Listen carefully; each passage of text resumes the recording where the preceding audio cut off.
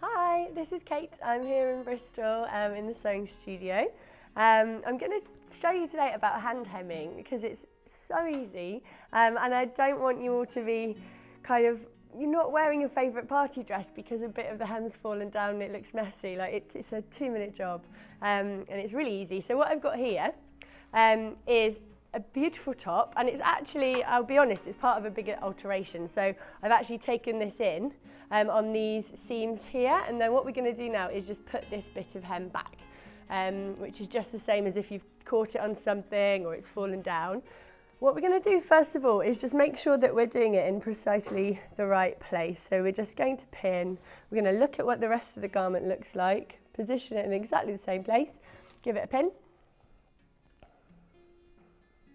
And the key with this sort of hemming is that you're not going all the way through to the other side of the garment. It doesn't want to be visible on the other side. Also, we're going to start from the inside so you don't see the knot that I've tied in the thread or anything like that. It's all going to be invisible. One thread on the garment but not going all the way through. And we're going to do that all the way along. So really it's just a case of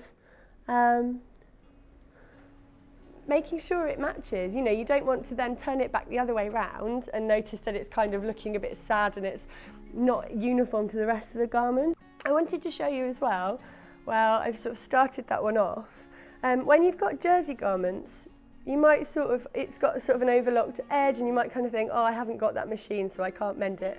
When it's fallen down like this, you can totally fix it with a very similar stitch by hand. All you need to do is make sure you've got a big loose thread. So where this one's really nice and tight, you want to make it quite loose on here and loopy so that once it stretches, it's not going to snap. If you did a really tight one, as soon as you pull it, it will break. Whereas, yeah, either a big stitch on your machine or preferably like a big loopy stitch by hand. And then that will stay up and it won't fall down. And none of our stitches are visible here or on here, which is great. I would say when you're doing a really fine fabric, just be really careful that you don't snag, because then you can create a run in the fabric. So it's just about being really careful and sort of respectful to the fabric, that you're not going to start pulling it around and damaging it worse than it was already damaged.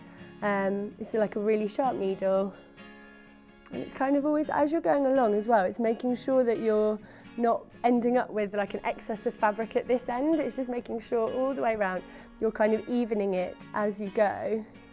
I'm going to tie it off using the needle. Oops, throwing it everywhere. Give that a snip. The next thing I would do with that is just give it a press. But as you can see, that looks really lovely. It's finished.